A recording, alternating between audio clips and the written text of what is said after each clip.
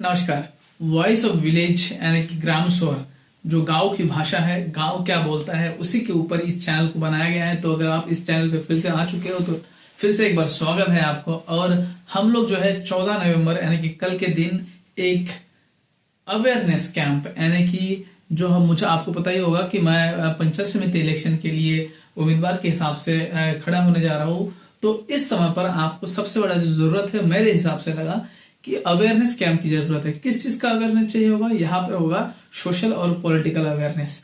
देखिए, मेरा मानना है कि जितने भी लोग हैं अभी तक जितने भी वोट दे रहे होंगे, आप मोटा मोटा मान के चलो, एक तो पार्टी देख के वोट दे रहे होंगे या फिर कोई रिश्तेदार देख के वोट दे रहा होगा, कोई जाति के आधार पर वोट दे रहा होगा। ये सारे क्राइटेरिया आपको कहीं ना कहीं डेवलपमेंट में बाधा ही डालने वाला है।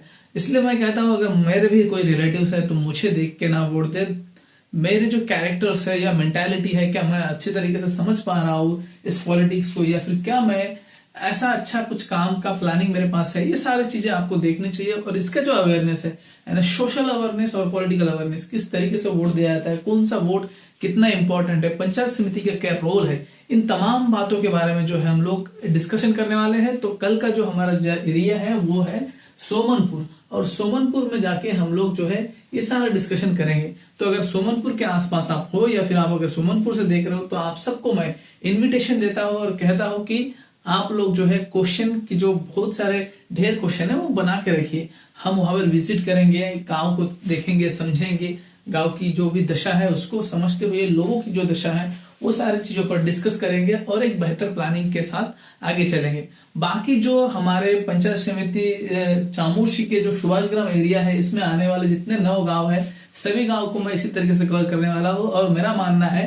कि ये सारे चीजों समझने के बाद आपको अगर लगता है कि कैंडिडेट ये सही है या फिर दूसरा कोई कैंडिडेट सही है, क्योंकि आपको मैं जो रियल फैक्ट है वो सारी चीजें बताने वाला हूँ। और मुझे लगता है कि बहुत सारे लोगों को लगता है कि शायद कुछ अनाप शनाप बोल के जाएंगे तो लोगों को पता नहीं चलेगा। पॉलिटिकल लोग ऐसे सोचते होंगे, बट मेरा कहना है हर एक इंसान समझदार है। जब उसके साथ पॉलिटिकल हिसाब से बात किया जाता है तो भी समझ में आता है, और अगर ईमानदारी से बात करी तो भी समझ में आता है। इसीलिए सारी ईमानदारी बातें आपके सामने होने वाला है।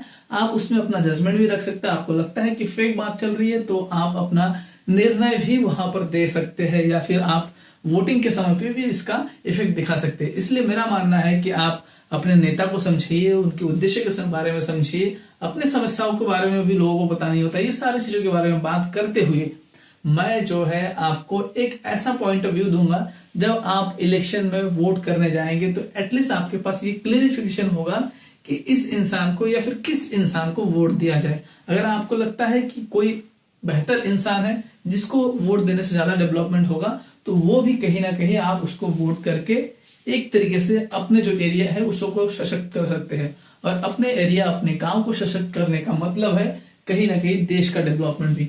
तो इसी के लिए ये जर्नी जारी रहेगा। बाकी आप हमारे साथ रह सकते हैं इसी चैनल पर, अलग अलग चैनल पर जो भी हम लोग ये सारी चीजें डालते रहते हैं, चाहे व्हाट्सएप चैनल हो गया, इंस्टाग्राम जो प्रोफाइल हो गया वहां पर, फेसबुक में है, टेलीग्राम में है, या फिर आप जितने और सोशल मीडिया एक्स वगैरह होता है, इन सारी चीजों में ये सारी चीजें हमारे जो कंटेंट है देख पाएंगे। आपको अगर सही लगता है कंटेंट तो प्लीज शेयर करिए। जो भी डिस्कशन वहां पे होने वाला है मैं कोशिश करूंगा कि ज्यादातर हिस्सा जो है आपको दिखाया जाए। और जैसे जैसे मैं आगे आगे विलेजेस में जाने वाला हूँ वहां पर भी जाके हम लोग इन तमाम क्वेश्चन के साथ साथ अपने आप को थोड़ा सा और लेवल अप कर सके, थोड़ा सा और डेवलपमेंट कर सके। बाकी ऐसे कंटेंट के लिए बने रहिए, और साथ साथ में आपकी जो भी मत है वो कमेंट बॉक्स आपके लिए खुला है, देखे जाइएगा। नमस्कार।